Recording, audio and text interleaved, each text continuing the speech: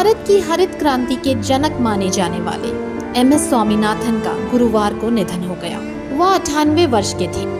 बताया जा रहा है कि वो काफी दिनों से बीमार चल रहे थे। इसी बीच गुरुवार को चेन्नई में उनके आवास पर उनका निधन हो गया। बता दें कि MS स्वामीनाथन ने धान की अधिक उपज देने वाली किस्मों को विकसित करने में महत्वपूर्ण भूमिका निभाई, जिससे यह तय करने में मदद मिली कि भारत में कम आय वाले किसान अधिक उपज पैदा करें।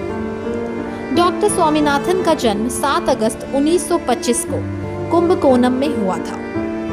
स्वामीनाथन के पिता MK सांबशिवन एक सर्जन और महात्मा गांधी के अनुयायी थे।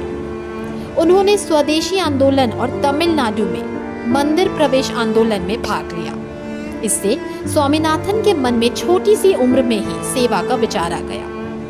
अपने पैतृक शहर के एक स्थानीय स्कूल से मैट्रिक करने के बाद उन्होंने एक मेडिकल स्कूल में प्रवेश लिया, लेकिन 1943 के बंगाल के अकाल ने उनका मन बदल दिया और उन्हें कृषि अनुसंधान में शामिल कर लिया। डॉक्टर स्वामीनाथन ने हरित क्रांति की सफलता के लिए 2 केंद्रीय कृषि मंत्रियों C सुब्रमण्यम और जगजीवन राम के साथ मिलकर एक कार्यक्रम में काम किया, जिसने रासायनिक जैविक प्रौद्योगिकी के अनुकूलन के माध्यम से गेहूं और चावल की उत्पादकता और उत्पादन में क्वांटम छलांग का मार्ग प्रशस्त किया।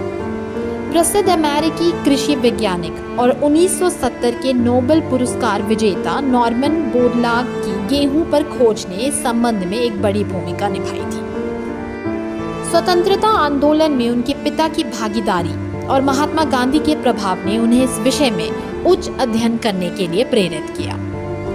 उन्होंने 2 स्नातक डिग्रियां प्राप्त की थी, जिसमें से एक कृषि महाविद्यालय कोयम्बटूर से थी।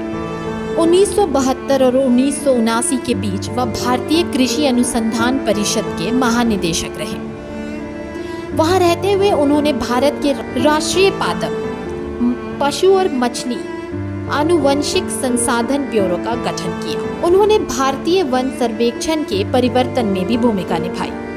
वह कई अंतर्राष्ट्रीय संगठनों में कई पदों पर रह चुके हैं। उन्होंने कई बार कृषि संबंधी मुद्दों पर भारत सरकार को सलाह भी दी।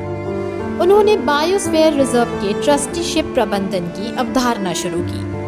उन्होंने कई अंतर्राष्ट्रीय राष्ट्रीय पुरस्कार और सम्मान जीते हैं। भारत में किसानों की आत्महत्या के गंभीर मुद्दे को संबोधित करने के लिए सरकार ने 2004 में स्वामीनाथन की अध्यक्षता में राष्ट्रीय किसान आयोग का गठन किया। उन्होंने MS स्वामीनाथन रिसर्च फाउंडेशन की स्थापना की, जो एक गैर सरकारी संगठन है जो विशेष रूप से ग्रामीण महिलाओं के लिए आर्थिक विकास रणनीतियों को विकसित और बढ़ावा देता है। 1979 में उन्हें भारत सरकार के कृषि मंत्रालय का प्रधान सचिव नियुक्त किया गया। बता दें कि उनकी 3 बेटियां हैं, सौम्य स्वामीनाथन, मधुरा स्वामीनाथन और नित्य राव। हालांकि उनकी पत्नी मीना स्वामीनाथन की मृत्यु पहले ही हो गई थी।